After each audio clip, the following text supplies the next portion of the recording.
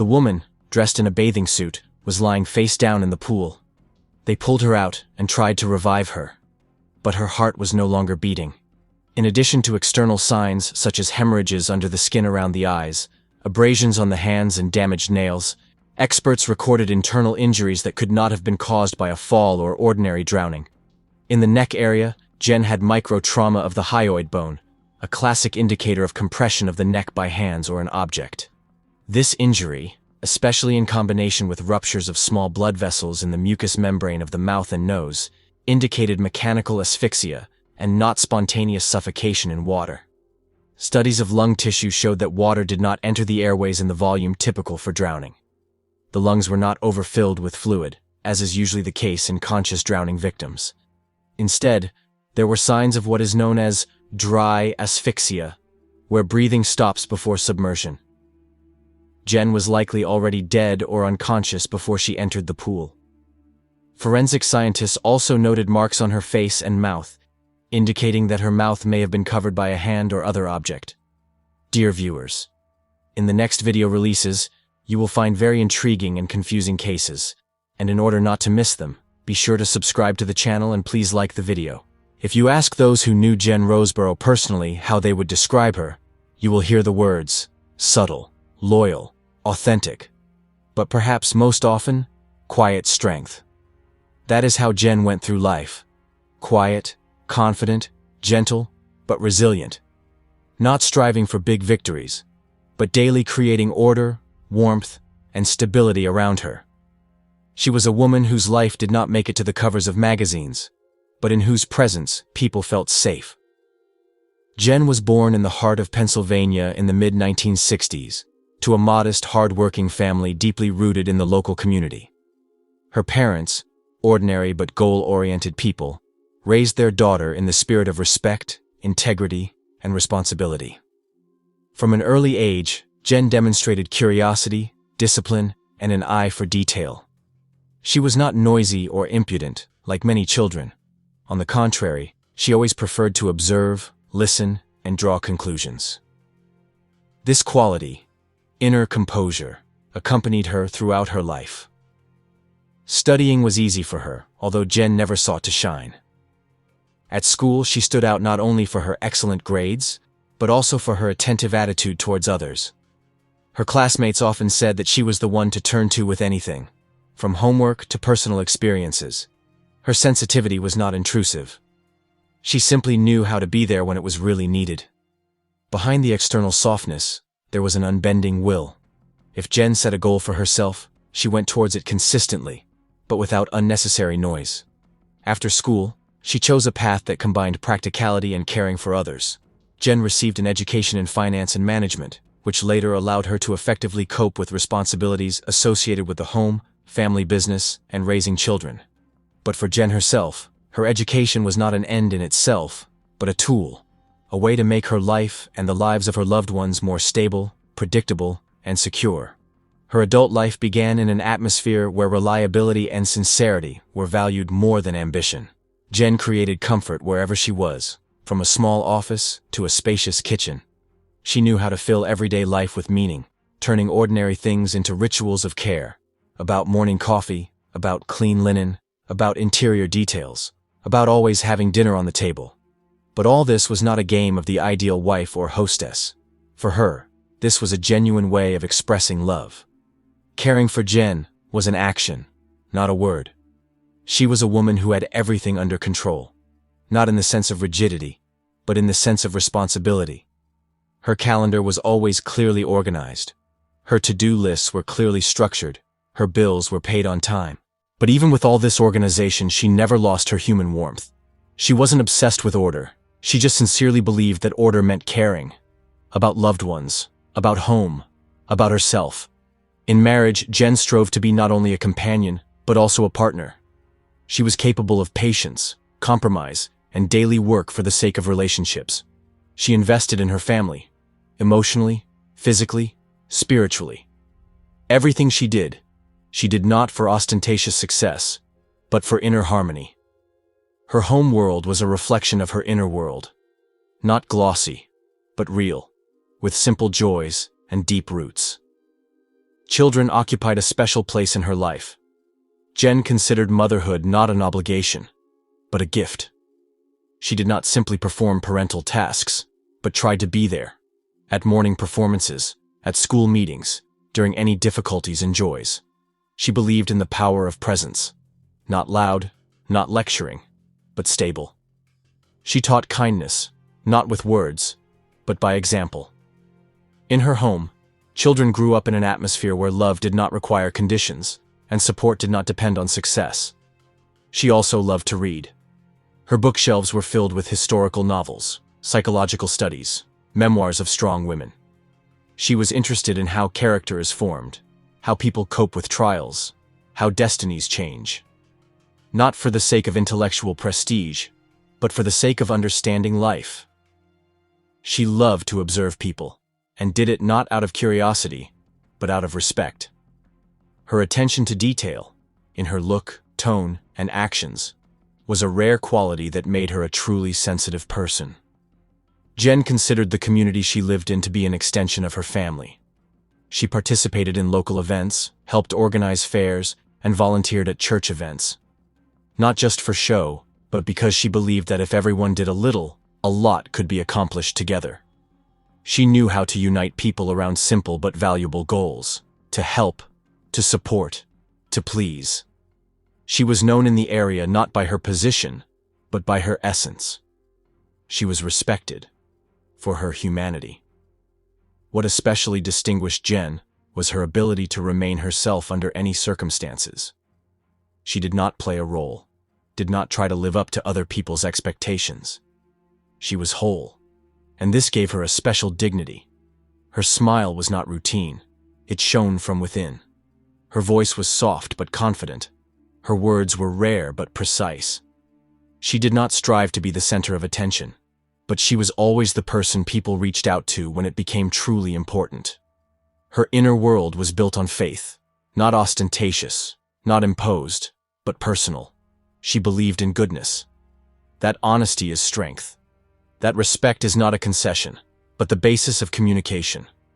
That love is not a feeling, but a choice repeated every day. She lived as if she knew that her actions left a mark, and indeed, they did.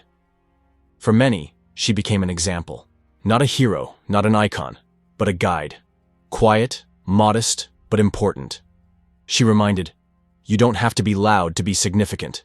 You don't have to change the whole world. It's enough to change someone's life for the better. Her path was not bright, but it was bright. And those who walked next to her remembered this for a long time. July in Lancaster is a time when the air becomes almost tangible. The day is filled with the quiet of sleeping streets, the scent of mown grass, and a humid heat that lingers even after the sun goes down. It is on evenings like these that homes seem especially cozy, and family seems especially important. July 22nd, 2008, was no different from any other day like that. An ordinary Tuesday, an ordinary suburb, an ordinary life. But that was its insidious appeal. Everything looked so normal that there was not even a hint of anxiety. Everything seemed familiar in the Roseboro family home. Behind the facade lay the typical image of American success. A spacious yard, a well-kept lawn, a swimming pool, a quiet street, and the stability that many strive for years. Jen Roseboro, as always, was busy with chores around the house, paying attention to details that might seem insignificant to others. Neatly folded towels, a checked shopping list, a planned family dinner. Her day passed in the routine she loved, the one that gave her a sense of control and meaning. She spent it calmly, like hundreds of others before her. Witnesses later recalled that nothing unusual happened either in the morning or in the afternoon. Jen was seen in the backyard, in her usual summer clothes. She smiled at her neighbor in a healthy way, as she always did. One of the mailmen recalled that she even offered him a bottle of water. The heat was unbearable. Everything was calm.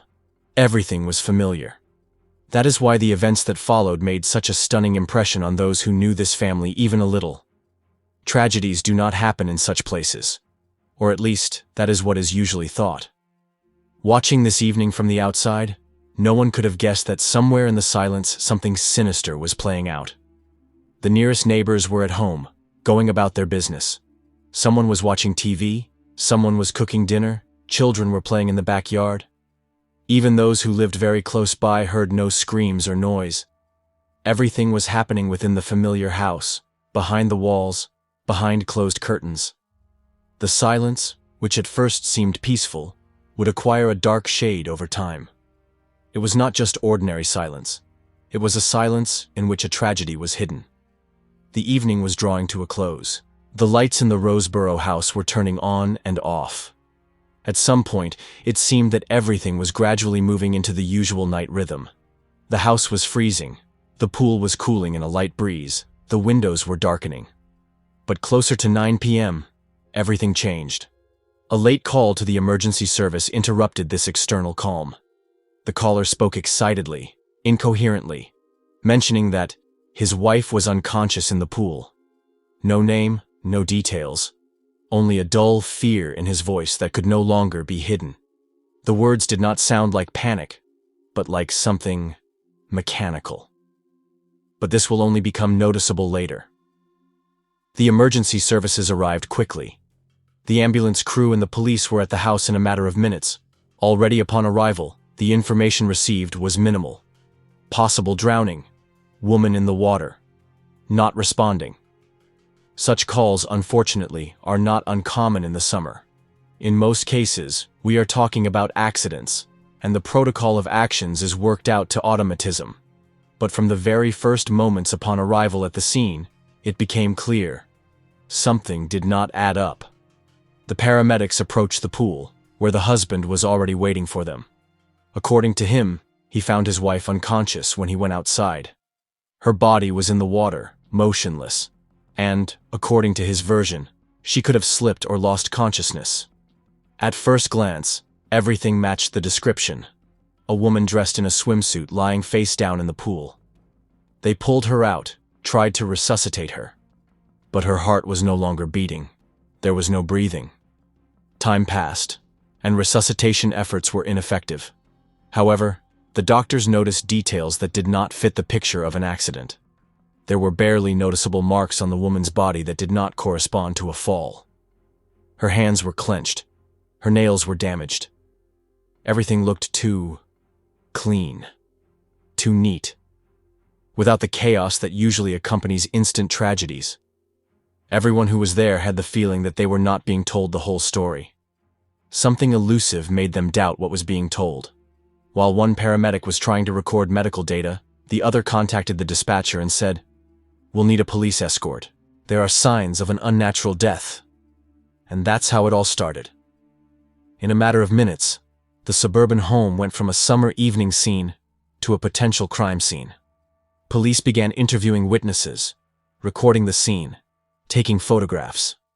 The ordinary swimming pool was now surrounded by tape and camera flashes. At this point, few understood exactly what had happened, but everyone sensed that something had gone wrong. Local residents, having learned of the incident, began to gather at the edge of the street. Some whispered, "Is that Jen?" Others were silent. Everyone knew her. It was impossible not to recognize her. She was part of this community, not just a resident, but a symbol of reliability. And now, barely a night had passed. In a house where everything had always been under control, lay the body of a woman whose life seemed to be built on a solid foundation. And it was this, the stark contrast between her appearance and what they saw, that gave rise to the first wave of questions. While the police were filling out the paperwork, the paramedics officially recorded the death. The woman in the pool, Jen Roseboro, was dead. Her body was carefully covered and taken away. All that was left was empty water. All that was left was a house with dark windows. All that was left was a street that had suddenly become very quiet. Only now, not from comfort, but from shock. That night, no one spoke loudly. No one wanted to draw conclusions. But everyone already knew. This was not just an accident. From the first minutes after the discovery of Jen Roseboro's body, investigators felt that something was wrong. And it was not only the strange atmosphere of the house, too sterile for the scene of the supposed tragedy. The details did not add up. Small, seemingly insignificant, but together forming an alarming mosaic. In such cases, intuition can play a key role. When the picture looks convincing on the outside, but somewhere deep down, you can feel a lie. The police first focused on the initial version, an accident in the pool. It would seem that everything points to this. Summer, heat. A person could lose consciousness, slip, fall. This has happened before. However, it was precisely the fact that everything looked too typical that alerted the forensic experts. The pool was almost mirror smooth, with no signs of a struggle. There were no scattered objects, spilled water, or shifted lounge chairs. The surrounding environment looked not just neat, it seemed to be prepared for inspection. The forensic examination was a turning point in the case. In addition to external signs such as hemorrhages under the skin around the eyes, abrasions on the hands, and damaged nails, experts recorded internal injuries that could not have been caused by a fall or simple drowning. In the neck area, Jen had microtrauma of the hyoid bone, a classic indicator of compression of the neck by hands or an object. This injury, especially in combination with ruptures of small blood vessels in the mucous membrane of the mouth and nose, indicated mechanical asphyxia, and not spontaneous suffocation in water. Additional studies of lung tissue showed that water did not enter the airways in the volume typical for drowning. The lungs were not overfilled with fluid, as is usually the case in victims who drowned while conscious. Instead, there were signs of so-called dry asphyxia, when breathing stops even before the moment of immersion. This meant that Jen had likely already been dead or unconscious before she found herself in the pool. The forensic team also noted marks on her face and mouth, indicating that her mouth had probably been covered by a hand or other object. This would explain the presence of microcracks in the capillaries under her tongue and bruises in the lip area, which were the result of pressure inconsistent with normal household injuries. All of these elements together confirmed that Jen had been subjected to violence before her death and then carried into the pool, likely to simulate an accident. The next step was questioning. Jen's husband, Michael Roseboro, was the first to be called in for a conversation. His demeanor was reserved, perhaps too reserved. He did not show the typical signs of acute grief. His stories about finding his wife in the pool were accurate, but lacked the details that a person faced with tragedy would typically recall. He said he went outside and saw her unconscious, but he couldn't say exactly how much time had passed between his last conversation with his wife and when he found her. Investigators also noticed that despite the heat, his clothes were dry, not a drop of water. He didn't jump in the pool to pull Jen out. He called 911. That might seem odd, especially for a husband who had been married for nearly 2 decades. The police began to reconstruct the last hours of Jen's life. They requested records of phone calls, text messages, and internet browsing history. They also seized surveillance cameras from neighboring homes. Although the Roseboro house was in a quiet neighborhood, some neighbors still had outdoor cameras recording street activity. One such camera recorded Michael's car pulling into the driveway around 8:25 p.m. This matched his testimony. But then the camera caught something odd. For the next 30 minutes, there was no sign of activity in the yard. No splash in the pool, no light, no noise. Too quiet. The accident question was officially closed. The investigation was given a new task: to find a motive. Who and why would harm a woman who was considered the epitome of kindness in the neighborhood? At this point, the police began to dig deeper into the couple's personal lives. And here the first cracks in the image of the perfect family began to appear. One of Michael's colleagues reported that he had been acting strangely in the weeks leading up to the tragedy. He was seen as nervous, absent-minded, and introspective. There were also reports that Michael had been having long phone conversations with an unknown woman, often outside of work hours. A search warrant for the phone gave investigators access to the correspondence. This is where things began to change rapidly. Over the past few months, Michael had been corresponding regularly with a woman named Angela. The correspondence was clearly romantic and in places explicit. In the letters, he expressed a desire to start over, live a different life, and said that he had an important decision to make. Certain phrases alerted even seasoned investigators. If it weren't for her, everything would be easier. These words, sent 2 weeks before Jen's death, were perceived as a possible indication of hidden intentions. The next figure in focus is Angela Funk. She lived in a different area and was not officially related to Michael, but their correspondence indicated a close emotional connection. When questioned, she initially denied a close relationship, but then, under pressure from the evidence, admitted to the affair. At the same time, she claimed that she had no idea that Michael had any destructive plans. She said that she believed in his promises about a divorce, a new life, travel. But one moment in her story was of particular interest. The day before Jen's death, Michael allegedly promised her that everything would change soon. Investigators began to build a chronology: correspondence, calls, meetings. Michael, as it turned out, was in regular contact with Angela at the very hours when, according to him, he was at home with his wife. Moreover, the day before Jen's death, he sent Angela 42 messages in which he promised to be free, not miss a chance, and take control of my life. These were not just words. It was a promise of action. A key step was comparing the DNA found under Jen's fingernails with Michael's. The results were a match. This meant that they had made physical contact in Jen's final moments, and that the scratches indicated that she had tried to resist. Investigators had no doubt that this was not just death, but the result of violence. While officials continued to work, the public was in shock. People who knew Jen and Michael refused to believe it. The image of a family built on trust and stability was crumbling before their eyes. Newspapers began to cover the case, but the press materials asked questions that had not yet been answered. Was Michael capable of such a thing? And if so, what exactly pushed him to cross the line? More and more evidence pointed to one conclusion. The accident theory was falling apart. The investigation was not just moving forward, it was assembling a mosaic in which motive, opportunity, and the suspect's behavior came together to form a disturbing but clear picture.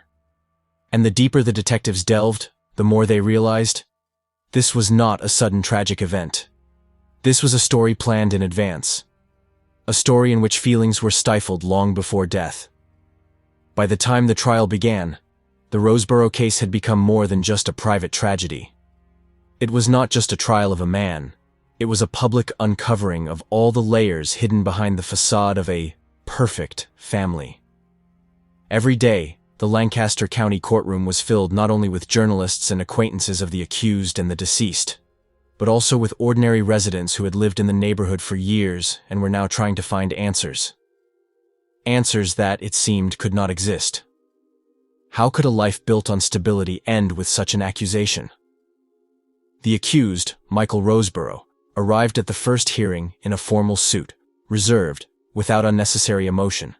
His lawyers emphasized that he had cooperated with the investigation, was not hiding, and was deeply saddened by the loss of his wife. But prosecutors saw a completely different person before them. They claimed that behind the mask of a stable citizen was a man tired of marriage, in love with another woman, and ready to do anything to start life anew.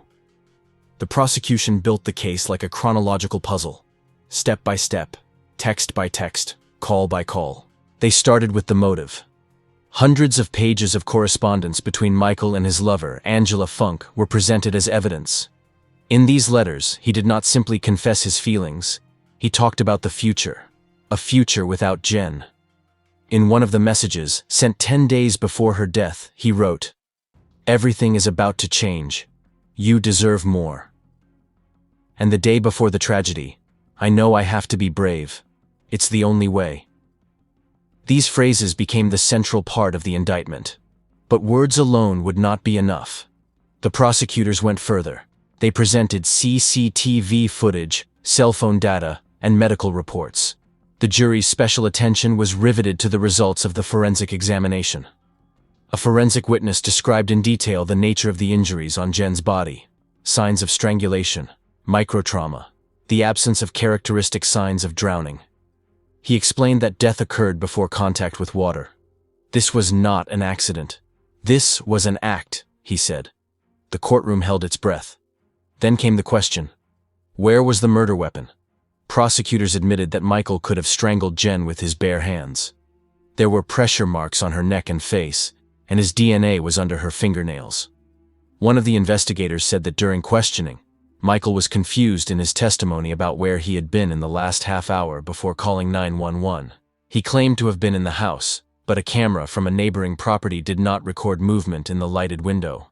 It seemed as if at some point he had deliberately left the space out of camera and returned later with a story. The defense, in turn, built a line on the dubiousness of the prosecution's conclusions. They argued, Michael was shocked. His reactions cannot be assessed within the framework of a template. Yes, he had an affair, but that does not make him a killer. The defense team emphasized that there was no clear evidence of foul play. They questioned the credibility of the interpretation of the evidence, pointing out that Jen's injuries could have been sustained in the process of falling. They emphasized that the DNA under her fingernails was not evidence of a struggle, but merely contact between the spouses. You want to convict a person for not behaving as you would expect? One argument went. Angela Funk was also called to Michael's defense. Her testimony was important, perhaps even decisive. She confirmed the affair, confirmed the talk of the future, but she said with noticeable emotion that she never asked him for anything, never pressured him, didn't know he was planning anything. However, prosecutors read her words to the police during questioning. He promised that after next week, everything would be different. The context of these words was deafening in the courtroom. The 911 call transcripts also became part of the evidence. The recording of the call made by Michael was played in court. His voice was calm, almost detached. He did not scream, did not beg for help, did not express panic. For some, this was a sign of restraint. For others, a signal of controlled behavior. One of the experts in behavioral analysis noted, sometimes the absence of emotion says more than their excess, especially in moments when it is logical to expect an emotional breakdown. The jury heard the case for more than 2 weeks. Each session became more tense. Each new witness, each piece of evidence made the picture darker. But the defense had a trump card, the absence of a direct witness. No one saw how exactly the death occurred. Everything was built on circumstantial evidence, behavior, inferences, reconstructions. And by law, any reasonable doubt must be interpreted in favor of the defendant. The closing speeches of the parties became an emotional climax. The prosecutor, standing before the jury, said, "You see, here is not just an accident. You see a plan. He wanted freedom. He promised it. And when he realized there was no other way, he made a choice. It was not an impulse. It was a decision." Michael's lawyer, in turn, addressed the jury with a different message. You can't convict a man of treason. You can't convict a man of weakness. You have to be sure. And confidence is not a guess. It is not a feeling. It is knowledge. After the trial, the jury retired to deliberate. The wait was agonizing.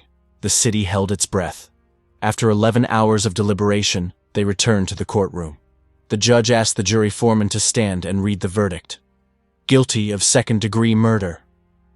The room froze. Some cried. Some covered their faces with their hands. Michael remained motionless. His face did not change. Perhaps he had been expecting it. Perhaps he did not believe it. The judge announced the verdict: life in prison without parole. For Jen's family, it was a moment of relief, but not victory. Her mother would later tell reporters, "This won't bring her back." But now the truth has been spoken, for the whole country, for life.